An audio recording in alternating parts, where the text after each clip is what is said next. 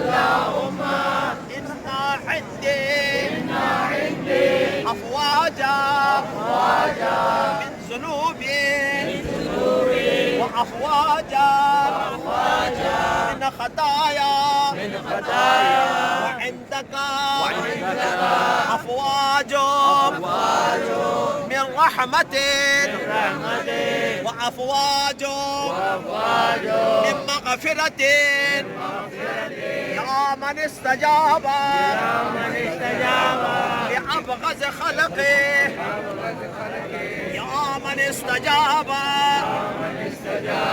لأبغض خلقه يا من استجاب لأبغض خلقه إذ قال أنذرني إلى يوم يبعثون استجب لي سبيل كبر اللهم أنعني بما رزقتني وبارك لي فيما آتيتني اللهم البيت بيتك